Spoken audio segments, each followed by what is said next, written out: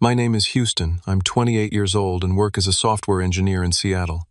I've always been the responsible one in my family, the one everyone turns to when things go wrong. But when I woke up in that hospital bed after my accident, staring at the empty chair where family should have been, something inside me finally broke. Now, as I stare at my phone screen showing 53 missed calls and that desperate message from my mom, I'm faced with an impossible choice. Before I tell you how I ended up choosing between my family's desperate plea and my own self-respect, let me know where you're watching from in the comments, and hit that subscribe button if you've ever had to make a tough choice about toxic family members. Growing up as the older brother to Mason, who's 4 years younger than me, I always felt the weight of expectation on my shoulders.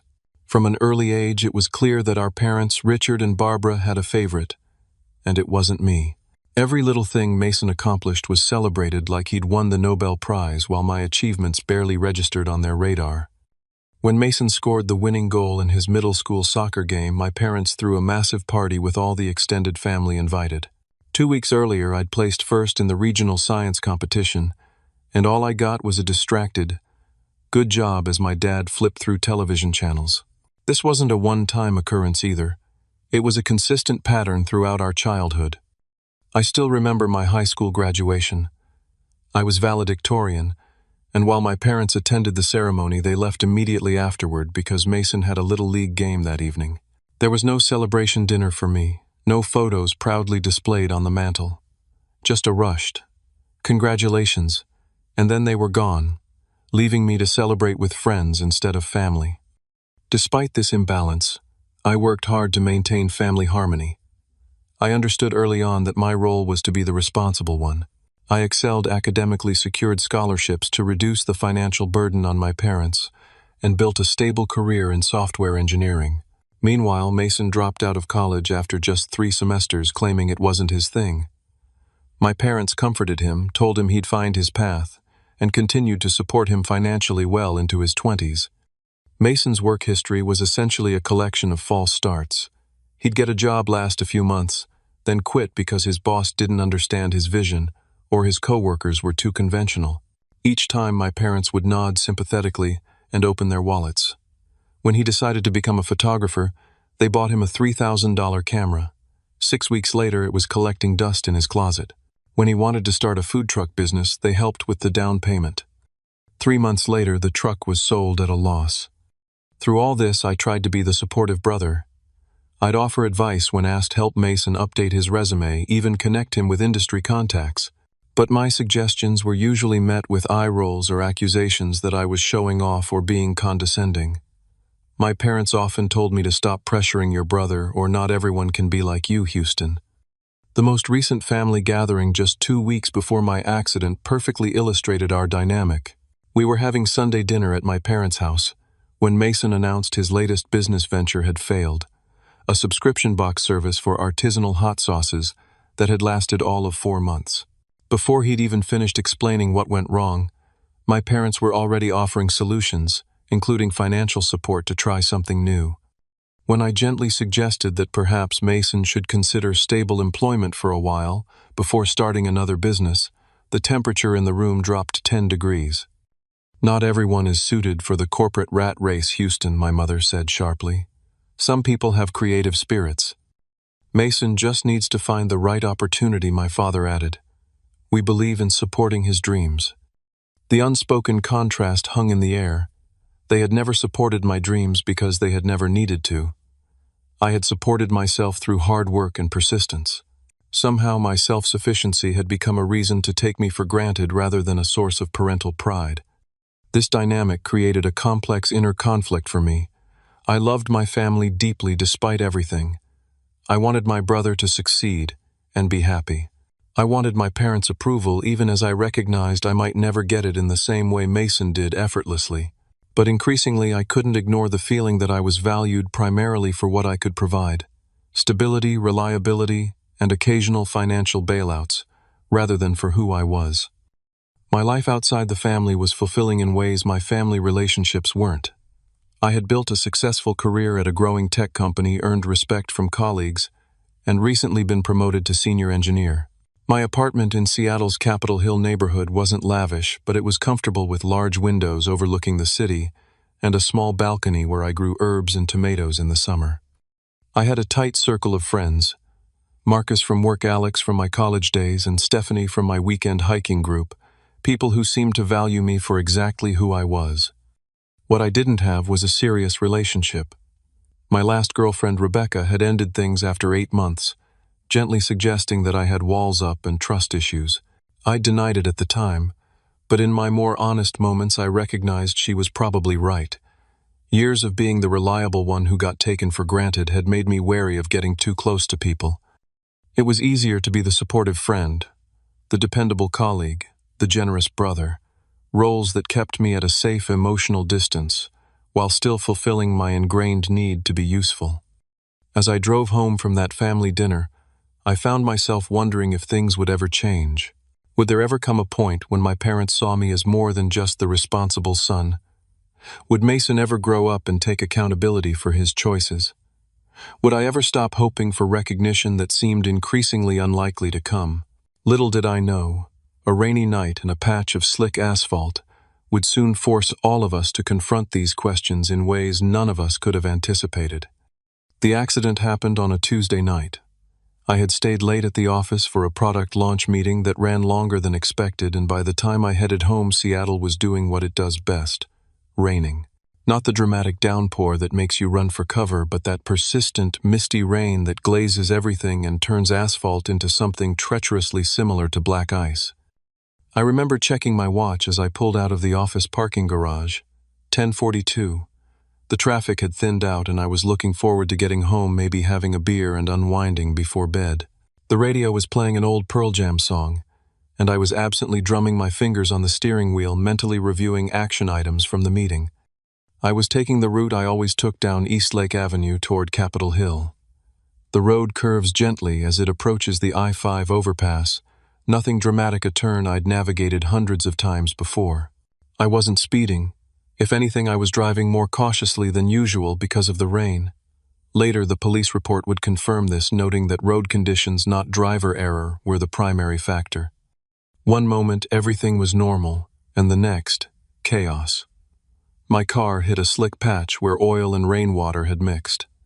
I felt the initial slide, the sickening sensation of the wheels losing traction. I did what you're supposed to do. Turned into the skid, didn't brake suddenly, but it didn't matter. The car spun once, twice, and then I saw headlights coming toward me, blindingly bright. There was the horrible sound of metal crushing against metal, the violent jolt as airbags deployed, the sharp smell of burnt chemicals, and the taste of blood in my mouth. Time seemed to stretch and compress all at once. I remember thinking with strange clarity, "This is really bad." And then everything went sideways as my car was pushed off the road and down the small embankment that borders that section of Eastlake.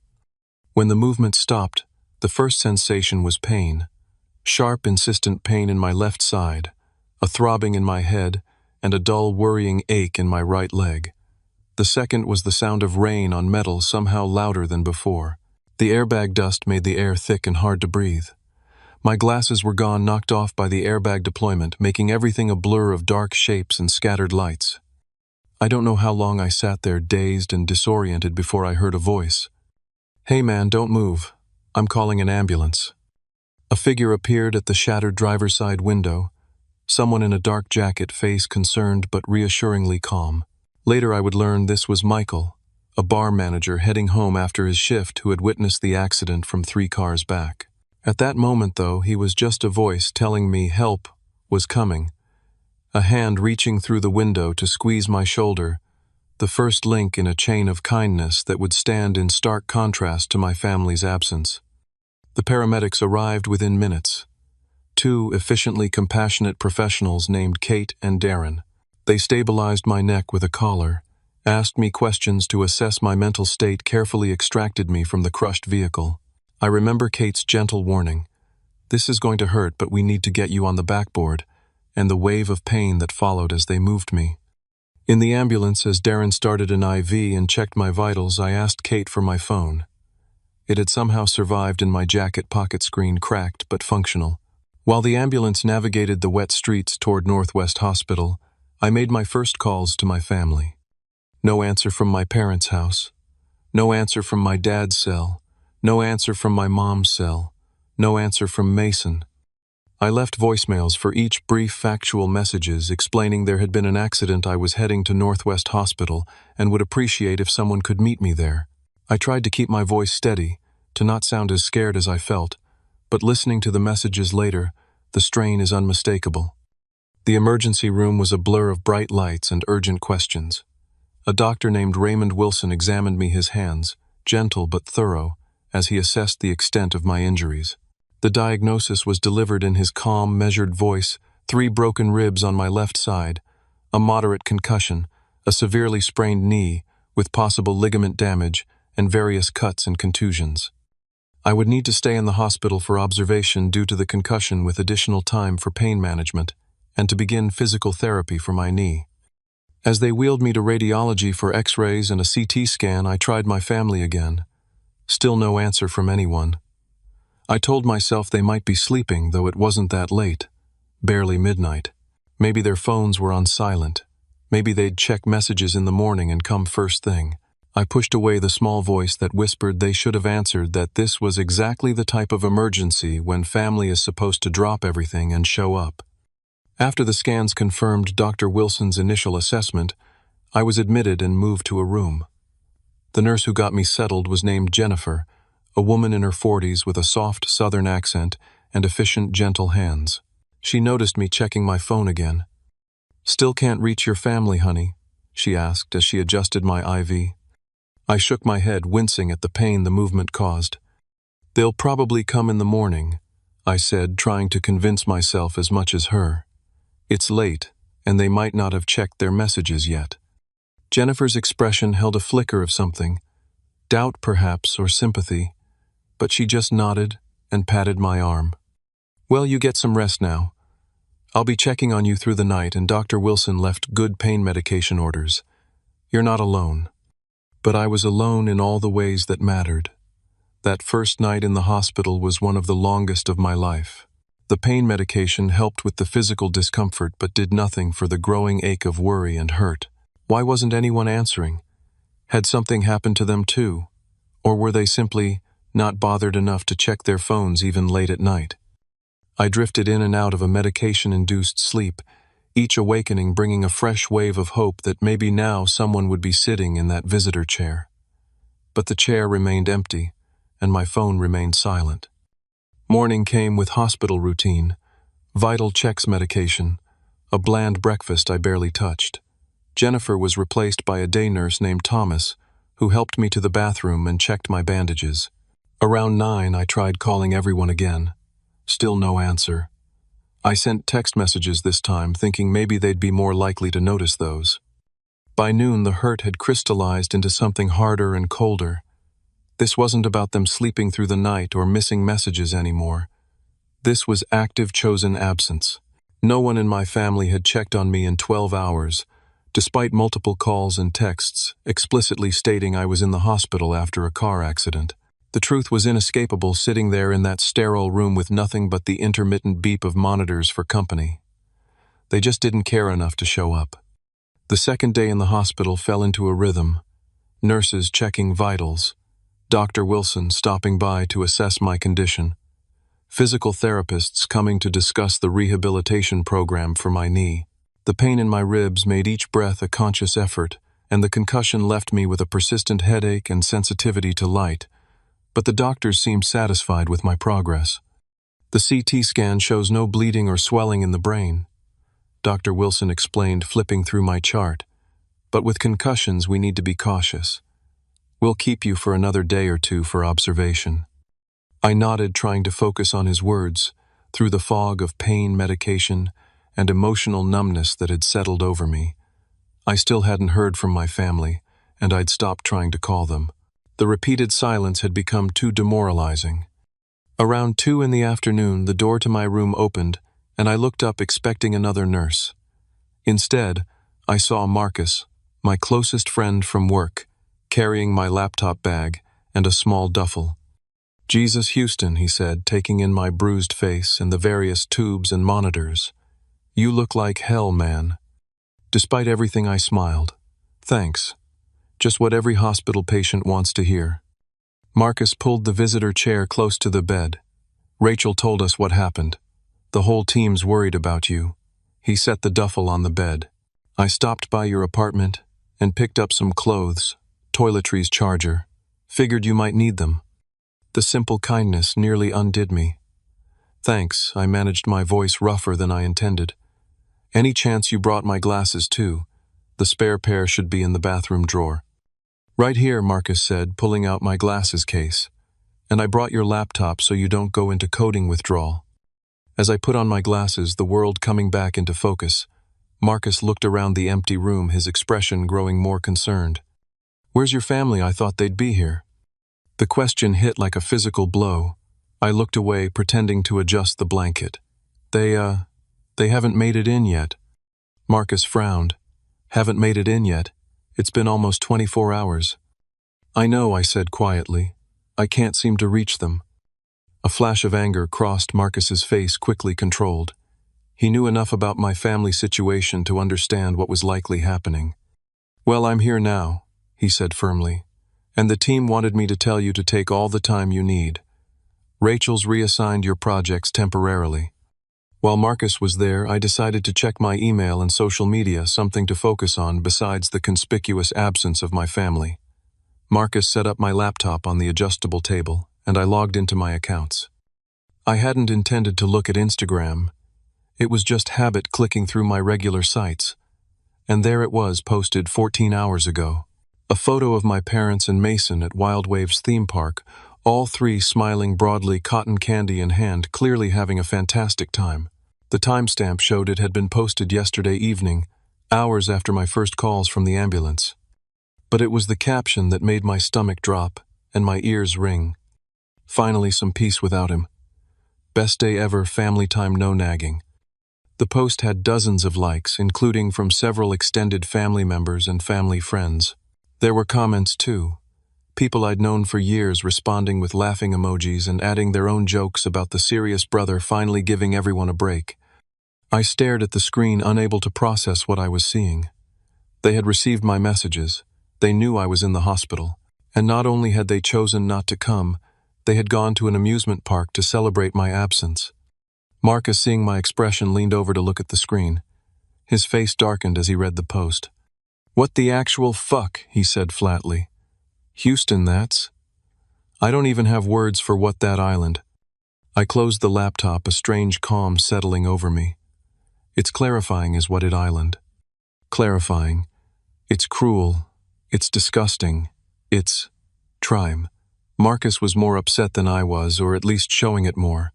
You need to call them out. Right now. I shook my head, slightly mindful of the pain. Number, I'm not going to do anything. Houston, you can't just let this go. They're publicly mocking you while you're lying in a hospital bed. And what would confronting them accomplish? I asked quietly. Force them to feel momentarily guilty before they find a way to make me the villain again. Number, I think I'll just... observe. Take notes. Remember. Marcus looked like he wanted to argue, but instead took a deep breath. You want me to stay tonight? I can sleep in the chair. No, go home. I'm okay. Seeing his skeptical look, I added, Really? I've got a lot to think about and I could use some quiet time. After extracting a promise to call if I needed anything, Marcus reluctantly left. The moment the door closed behind him, the calm I'd been maintaining fractured. For the first time since I was a child, I cried. Not quiet tears, but racking sobs that sent fresh waves of pain through my broken ribs. I cried for the little boy who had never been enough for the young man who had tried so hard to earn love that should have been freely given for the adult who had finally seen the truth in all its undeniable clarity. That's how Nurse Jennifer found me, face buried in my hands, shoulders shaking. Without a word, she sat on the edge of the bed and placed a gentle hand on my arm, waiting until the storm passed. Do you want to talk about it? She asked when I finally looked up. I showed her the Instagram post.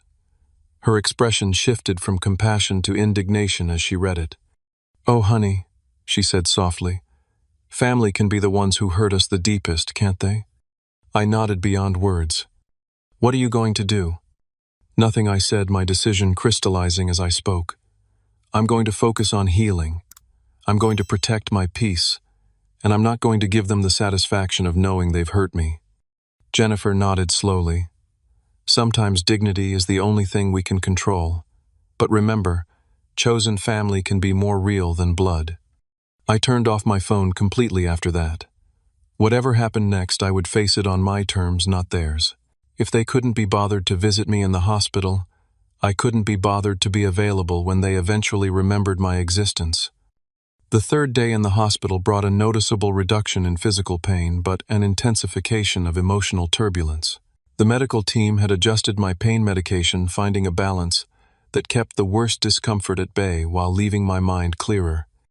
Dr. Wilson seemed pleased with my neurological responses, suggesting the concussion was resolving well, and the orthopedic specialist who examined my knee confirmed that, while badly sprained, the ligaments were intact, a small mercy in the midst of everything else. Hospital life settled into a predictable rhythm: breakfast, at 7:30 medication, at 8 physical therapy, at 10 lunch, at noon, vital checks throughout the day, dinner at 6, final medication round at 9. There was comfort in this routine, a structure that provided scaffolding for my churning thoughts. During the long hours between these scheduled interventions, I found myself mentally revisiting key moments from my relationship with my family, seeing them with new clarity now that the Instagram post had removed any remaining .com illusions.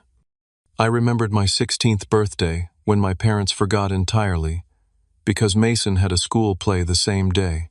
When I mentioned it the following morning, my mother had looked briefly guilty before saying, "Well, you're not really into birthday celebrations anyway, right?" Creating a narrative where their neglect became my preference. I remembered my college graduation when they arrived late and left early because Mason was bored. The dinner celebration I had planned, my treat at a restaurant I could barely afford on my student budget, canceled because Mason wanted to get home to watch a basketball game. I remembered the time I got food poisoning and called my mother for advice, only to have her cut the call short because she was taking Mason shopping for a job interview. I'd spent that night alone on my bathroom floor, too sick to even reach the phone to call a friend. Mason didn't get the job. He overslept and missed the interview entirely. Each memory carried the same pattern: my needs minimized. Mason's prioritized my parents, enabling and encouraging the imbalance. And through it all, my persistent belief that if I just achieved more, helped more, complained less someday, I would be enough. Penny, for your thoughts. The voice belonged to Walter, my 86-year-old roommate who had been admitted for complications from diabetes. He had been quiet most of the time, but when he did speak, his observations were sharp and insightful. I hesitated then, found myself sharing the whole story. The accident, the ignored calls, the Instagram post, the years of feeling secondary in my own family. Walter listened without interruption, his weathered face thoughtful. When I finished, he nodded slowly. "Reminds me of my Robert," he said. "My son. We didn't speak for 12 years. This surprised me. Walter had mentioned his son several times, always with evident pride and affection. "What happened?" I asked. "I was like your parents," Walter said bluntly. "Had 2 sons. Robert was the responsible one like you. Michael was the charmer, always in trouble, always needing bailouts. I favored Michael. Not consciously, mind you, but looking back, it's clear as day. Robert tried so hard and I just took him for granted." Walter shifted in his bed, wincing slightly. The wake-up call came when Robert stopped trying, stopped calling, stopped visiting, just stepped away. And you know what? It took me 3 months to even notice he was gone. The parallel to my situation wasn't lost on me. "How did you reconcile?" "It wasn't easy," Walter admitted. "First I had to recognize what I'd done. Then I had to apologize. Really apologize, not that 'I'm sorry if you felt hurt' nonsense. And then came the hardest part: I had to change my behavior. Words without action would have just been more of the same." He looked at me directly. "Your family might never have that moment of clarity. Some people don't. And here's the thing, young man, you can't make them see it. The only person whose behavior you can control is your own." "So what should I do?" I asked, genuinely wanting his perspective. Self-respect isn't selfish, Walter said firmly. Sometimes it's the only thing that saves you. Set boundaries. Be clear about what you'll accept and what you won't. Be prepared for them to push back to call you difficult or selfish or ungrateful. And know that choosing yourself doesn't mean you don't love them. It means you finally love yourself enough too. His words resonated deeply, articulating the decision that had been forming in my mind since seeing that Instagram post.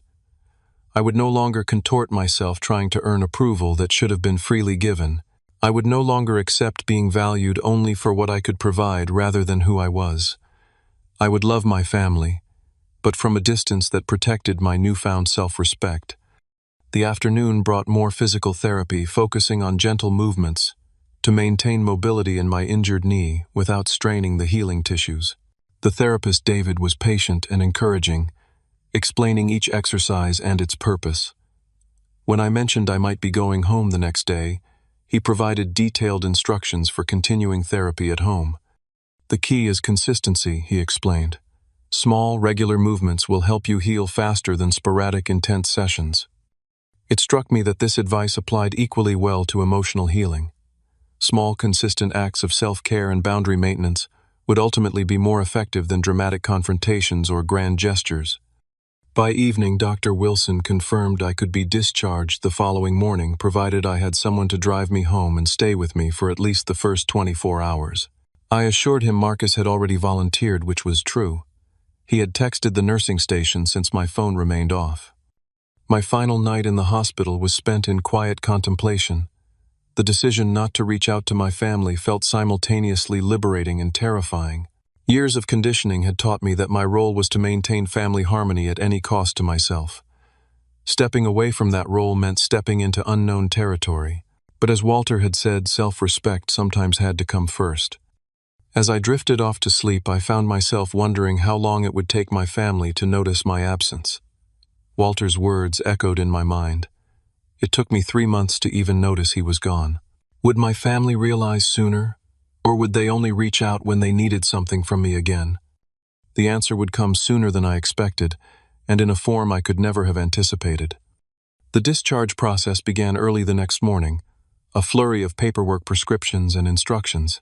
Dr. Wilson reviewed my medications, emphasizing the importance of taking the pain relievers as scheduled rather than waiting until the pain became severe. The goal is to stay ahead of the pain, he explained. It's much harder to control once it's intense. The physical therapist provided printed exercises with clear illustrations, and the discharge nurse went through the warning signs that would warrant a return to the hospital. By 10:30, I was sitting in a wheelchair at the entrance where Marcus was waiting with his car. "Chariot awaits, good sir," he said with a theatrical bow, trying to lighten the mood. I appreciated the effort, even if my smile felt stiff and unnatural. The drive to my apartment was jarring after days in the quiet hospital. The city seemed too loud, too bright, too fast. Each bump in the road sent a wave of pain through my ribs despite the medication. And by the time we arrived at my building, I was gritting my teeth and sweating slightly. "You okay?" Marcus asked as he helped me from the car. "Yeah," I managed. "Just forgot how much moving hurts." The elevator ride to my 4th-floor apartment felt interminable. When Marcus finally unlocked my door, and I stepped inside, the sight was both comforting and strange. Everything exactly as I'd left it 3 days ago, untouched by the seismic shift in my emotional landscape. Mail had piled up on the floor beneath the mail slot. A coffee mug still sat on the counter where I'd left it before work on the day of the accident. The plant on the windowsill drooped slightly, needing water. Marcus helped me settle on the couch, arranging pillows to support my injured knee and minimize pressure on my ribs. He then moved efficiently around the apartment, watering plants, collecting mail, organizing my medications on the kitchen counter, putting away the clothes and toiletries he'd brought to the hospital. "I stocked your fridge yesterday," he said, opening it to show me. "Nothing fancy, but enough that you won't have to cook for a few days. And I've set up a food delivery account.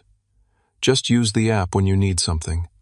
The contrast between his thoughtful care and my family's absence was so stark, it was almost physical. "Marcus, I don't know how to thank you." He waved it off. "Don't mention it. You'd do the same for me." He checked his watch. I've taken the day off to get you settled, but I should run out for your prescriptions. Will you be okay for 20 minutes? After assuring him I would be fine, I found myself alone in my apartment for the first time since the accident. The silence was profound after the constant background noise of the hospital. I leaned my head back against the couch and closed my eyes, allowing myself to fully feel the mix of relief at being home and apprehension about managing my recovery largely alone. When Marcus returned with my medications, he helped me take the first doses and then set alarms on my phone for the next rounds. You'll need to stay on schedule with these, he reminded me, echoing Dr. Wilson, especially for the first few days. By early afternoon, the reality of my new limitations became clear as I attempted my first solo trip to the bathroom. Every movement required planning and caused pain. The simple act of standing from the couch was a negotiation between various injured parts of my body. The short walk down the hallway left me breathless and shaking. The bathroom itself presented unexpected challenges: how to lower myself to the toilet without putting weight on my bad knee, how to wash hands while balancing on one leg. But it was the shower that became symbolic of my new reality. Marcus had helped set up a shower chair and installed a handheld showerhead attachment before he left for the evening, promising to return in the morning. Standing under the warm water, awkwardly maneuvering to keep my bandages dry, I was struck by the profound vulnerability of my situation and the unexpected strength I was finding within it. This shower, this small act of self-care accomplished through pain and difficulty, represented a new kind of independence. Not the capability-based independence I'd always prided myself on, but something deeper, an emotional independence born from the recognition that I could face hardship without my family and still survive, still find moments of peace and even small victories. Over the next few days, a rotation of friends stepped in to help. Alex brought homemade meals portioned into containers that could be easily reheated. Stephanie ran errands, picking up groceries and a knee brace more comfortable than the hospital-issued one. Colleagues sent a massive fruit basket with a card signed by everyone on my team. My neighbor Lisa walked my trash to the chute each evening and brought in my mail. The contrast with my family's absence couldn't have been more pronounced. These people, friends, colleagues, even neighbors, showed up without being asked, offering specific help, rather than vague platitudes, checking in without being intrusive. They demonstrated what genuine care looked like, making the behavior I'd accepted from my family for years seem even more unacceptable by comparison. On the third day home, my boss Rachel called. "Just checking in," she said. "And before you ask, no, I don't need updates on the Mendoza project. It's covered." "Thanks," I said, genuinely relieved. "I've been trying to keep up with emails, but—" "Stop," Rachel interrupted firmly. "Houston, you were in a serious accident. Your job right now is to heal, not monitor your inbox. We'll manage. That's what teams are for." Her words struck me deeply. That's what teams are for. My family had never functioned as a team, at least not one that included me as an equal member. I had always been support staff, expected to help, but not expect help in return. It was Rachel who finally asked the question. Others had been too polite to voice directly.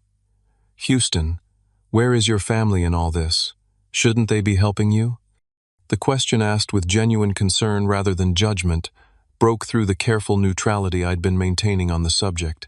I found myself telling her about the ignored calls, the Instagram post, the years of imbalance. "I've turned off my phone," I concluded. I need space to process all this without their voices in my head telling me I'm overreacting or being selfish." "That's not selfish, that's self-preservation," Rachel said firmly. "And for what it's worth, I think it's long overdue." By the end of the week, I had established a new routine. Medications, exercises, rest periods, short walks around the apartment to maintain mobility. I was moving a little better each day, though the pain in my ribs remained sharp with certain movements, and my knee still couldn't bear full weight. It was exactly 1 week after my discharge from the hospital that I finally decided to turn my phone back on. The decision wasn't made lightly. I had come to value the quiet bubble I'd created, free from my family's expectations and demands. But complete isolation wasn't sustainable long-term, and I needed to at least check messages from friends and my medical team. I wasn't prepared for what I found when the screen finally lit up. The morning routine had become almost mechanical by then. Pain medication with a small breakfast, gentle stretching exercises, a cautious walk around the apartment to loosen stiff muscles. I was moving more easily now, though the bruises on my face and torso had evolved into a spectacular array of yellows and purples, and my ribs protested sharply if I moved too quickly or breathed too deeply. Sitting at my kitchen table with a cup of coffee, I held my phone in my hand, thumb hovering over the power button. A week of digital silence had been unexpectedly peaceful. No emails demanding responses, no social media updates triggering comparisons, no family messages requiring emotional labor to address. But it was time to reconnect at least partially. The phone took several moments to power up, and then the notifications began. A steady stream at first, then a torrent. Emails, text messages, voicemails, missed calls. Most were from friends and colleagues checking in medical follow-up appointments, routine communications I'd have to sort through later. But what made my heart rate spike, and my hands begin to shake, was the count of missed calls from my family, 53 in total, 22 from my mom, 18 from my dad, 13 from various extended family members, aunts, uncles, cousins, all within the last 24 hours. The voicemails started politely enough. "Houston, it's Mom. Give me a call when you can." "Houston, Dad here. Need to talk to you about something. Call back." But they quickly escalated in urgency. "Houston, where are you? This is important. Call immediately." "Houston, for God's sake, pick up your phone. This is an emergency." The text messages followed the same pattern, beginning with casual check-ins before devolving into all-caps demands and accusations of selfishness for not responding. The final message sent just 3 hours ago was from my mother. "Your brother's in trouble. We need you now." I sat there staring at the screen, a cold weight settling in my stomach. This was exactly what Walter had warned me about. They hadn't noticed my absence until they needed something from me. Not once in any of the messages was there mention of my accident, my hospital stay, or concern for my well-being. Just increasing demands for my assistance with whatever crisis Mason had created now. My mind immediately went to previous Mason emergencies I'd been called in to help resolve. The time he'd maxed out 3 credit cards and needed me to co-sign a debt consolidation loan. The time he'd been fired for chronic lateness and needed me to connect him with someone in my professional network. The time he'd crashed my parents' car after drinking and needed me to help convince the insurance company it had been stolen. Each time I had stepped in, each time I had fixed things, each time my enabling had allowed Mason to avoid consequences and my parents to avoid acknowledging their role in creating a son who couldn't function as an independent adult. Based on the frantic tone of the messages and a few specific references in the texts, I pieced together what had happened. Mason had been arrested for driving under the influence and property damage. He had apparently crashed into a storefront after a night of drinking. No one was hurt, thankfully, but he was facing serious charges. My parents wanted me to pay his bail and the retainer for a good attorney. They also hoped I could talk to some people at the courthouse, apparently believing my professional connections extended to the criminal justice system. As I sat at my kitchen table, still bandaged and bruised, the absurdity of the situation hit me with full force. For a week, while I was struggling with basic self-care after a serious accident, they hadn't checked on me once. Now, because Mason needed money and connections, they were blowing up my phone as if their lives depended on my immediate response. The familiar pressure began building in my chest, the weight of responsibility, the ingrained need to rescue, to fix, to smooth things over. My breathing quickened, sending sharp pains through my injured ribs. My hands grew clammy, and the room seemed to tilt slightly. In that moment, I recognized the physical symptoms of anxiety that had become so normalized, I rarely noticed them anymore. This was how my body had always responded to family crises, with fight or flight reactions that I'd learned to override in the name of being dependable. My phone rang, startling me. Not family this time, but Marcus checking in. "Hey, how's the invalid doing today?" he asked cheerfully. I turned my phone back on. I said, my voice sounding distant, even to my own ears. There was a pause, and 53 missed calls from my family in the last 24 hours. Mason got arrested for DUI and property damage. They want me to bail him out and pay for his lawyer."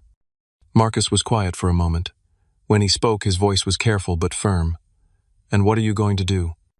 "I don't know," I admitted. "Part of me wants to rush in and fix it like I always do. Make it all go away so everyone can go back to pretending everything's fine. And the other part remembers that Instagram post," I said quietly. "Remembers lying in that hospital bed for 3 days while they went to an amusement park. Remembers that they only called when they needed something from me." Marcus's response was immediate and unequivocal. "They showed you who they are, Houston. Believe them." The simplicity of the statement cut through the fog of obligation and habit. My family had shown me repeatedly and consistently exactly who they were and what they valued. The Instagram post wasn't an anomaly. It was just the most blatant expression of a dynamic that had existed for years. "You're right," I said, a new resolve strengthening my voice. "I need to stop pretending they'll ever be the family I want them to be." "So, what now?" Marcus asked. "Now," I said, "I need to figure out how to respond in a way that maintains my self-respect but doesn't slam the door completely. Because despite everything, they're still my family and I do love them." After we hung up, I sat with my thoughts for a long time, considering my options. Complete silence would be easiest emotionally, but would likely lead to escalating attempts to contact me, possibly including someone showing up at my apartment, something I wasn't physically or emotionally equipped to handle in my current state. A scathing response calling out their hypocrisy would be momentarily satisfying but would close the door on any future relationship. What I needed was a response that established clear boundaries while leaving room for potential change, not because I expected it, but because I wanted to remain true to my own values, regardless of their behavior. The decision settled in me with surprising clarity. For the first time in my life, I would respond to a family crisis by putting myself first, not out of spite or revenge, but out of the self-respect that Walter had so wisely identified as essential to survival. After careful consideration, I composed a text message to my mother. "I'm aware of Mason's situation. I'm sorry he's in trouble, but I won't be providing bail money or attorney fees. I've just been released from the hospital after a serious car accident, the one I called about repeatedly last week while you were all at Wild Waves. I'm still recovering and not in a position to help financially or otherwise right now. I hope Mason gets the support he needs to make better choices going forward." I read it 3 times before hitting send, making sure it was clear but not cruel, firm but not vindictive. The response was immediate. My phone rang within seconds of the message being delivered. My father's name appeared on the screen. For a moment I considered not answering, but that would just delay the inevitable conversation, and I wanted to get it over with. I took a deep breath, wincing at the pain in my ribs, and accepted the call. "Houston, what the hell kind of message is that?" My father's voice was tight with anger. "Your brother is in serious trouble." "I know, Dad." I read the messages. "Then you know we need to get him out today. The bail is set at $15,000, and we need at least $5,000 for a retainer on a good lawyer." "I'm not paying that," I said, my voice calmer than I expected. "Mason created this situation with his choices. He needs to face the consequences." There was a moment of stunned silence before my father exploded. "How can you be so selfish? He's your brother. Family helps family. Where was that family help when I was in the hospital for 3 days after my car accident?" I asked quietly. Another pause. "What are you talking about?" "Last week, Tuesday night, I was in a serious accident. Broken ribs, concussion, knee injury. I called all of you from the ambulance. I left messages. I texted. No one responded. No one visited. No one even called to check if I was alive. We didn't get any messages," my father said, but his voice lacked conviction. "Dad, I saw the Instagram post. Finally, some peace without him. Best day ever. Posted while I was lying in a hospital bed waiting for any of you to show up." He switched tactics. "That was Mason being thoughtless. You know how he island. Your mother and I had nothing to do with that caption." "But you were there, Dad, at an amusement park, the day after I told you I was in the hospital." "Houston, you're blowing this out of proportion. We didn't realize your accident was that serious. Because you never bothered to find out I interrupted a rare occurrence in our family dynamic. You didn't call, you didn't text, you didn't visit, you didn't care until you needed something from me. His voice hardened. So this is revenge. We didn't visit you, so you won't help Mason. No, Dad. This is a boundary. For years I've dropped everything whenever Mason created a crisis. I've paid his bills, fixed his mistakes, used my connections to get him jobs he didn't keep, all while you and Mom enabled his behavior and took my help for granted. I'm done with that pattern. So what are we supposed to do? He demanded. Just leave him in jail. That might be exactly what he needs, I said. Maybe facing real consequences will do what our collective enabling hasn't, help him grow up and take responsibility for his actions. I can't believe what I'm hearing, my father said, his voice rising. This isn't you, Houston. You've always been the dependable one, the one we could count on. That's the problem, Dad. I've been the dependable one because Mason has been allowed to be the irresponsible one. It's not working for any of us anymore. If you don't help your brother now, when he really needs you, my father said, his voice low and threatening, don't expect us to be there for you in the future. The irony of the statement was so profound I almost laughed. Dad, you haven't been there for me in the present, or the past. Why would I expect a different future?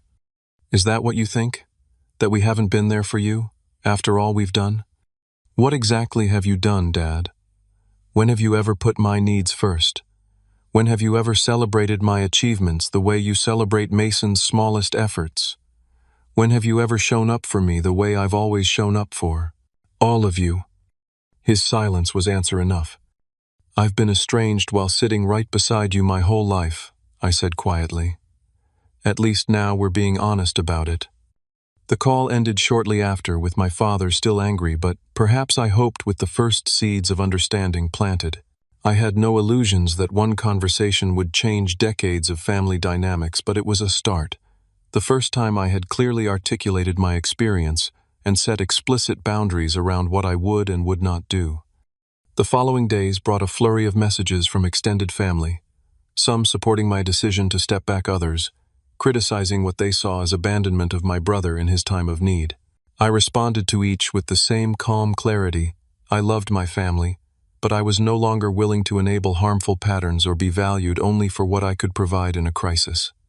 Mason himself eventually reached out about a week after his arrest. He had been released on a bond arranged by my parents, who had apparently scraped together the money themselves. His message was a study in half-hearted accountability. Hey bro, heard you were in an accident. That sucks. Sorry I didn't check in, things have been crazy with this legal stuff. I know you're mad about the Instagram post. It was just a joke, didn't mean anything by it. Anyway, hope you're feeling better. No acknowledgement of the hurt caused no real apology, no recognition of the pattern of behavior, just the same old Mason skating on the surface of responsibility without ever diving into its depths. My response was measured. I accept your apology for the post, Mason. I hope your legal situation resolves in a way that helps you make better choices going forward. I'm recovering slowly but surely. So we're good, he texted back immediately. We're in a different place, I replied. I love you, but our relationship needs to change. I won't be able to help financially or use connections to fix situations anymore. I'll support your growth and genuine efforts to change in other ways. His response was telling a thumbs-up emoji, followed by radio silence. Without the prospect of practical assistance, Mason had little interest in maintaining communication. It hurt, but it also confirmed the wisdom of my new boundaries. 3 months passed. My physical recovery progressed well. Ribs healed, concussion resolved completely, knee improving with consistent physical therapy. The emotional healing was more complex but equally progressive.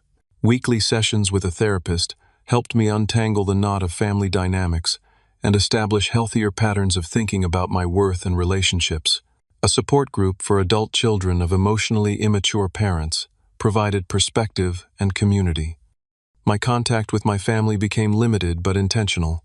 Short-scheduled phone calls with my parents, occasional text exchanges with Mason, no rushing to respond to non-emergencies, no dropping everything when they called. It was uncomfortable at first, for all of us, but gradually, a new pattern emerged. Without me as the automatic fixer, my parents had to develop new strategies for handling Mason's issues. Mason, faced with fewer bailouts, began showing small signs of greater responsibility, keeping a job for longer than a few months, making payments on his legal fines without prompting. My parents, though still favoring him in subtle ways, became marginally more aware of the imbalance in how they treated us. When the invitation to Christmas dinner arrived, I spent days deliberating. Returning to the family home would be a test of my new boundaries. After discussing it with my therapist, I decided to attend, but with safeguards in place.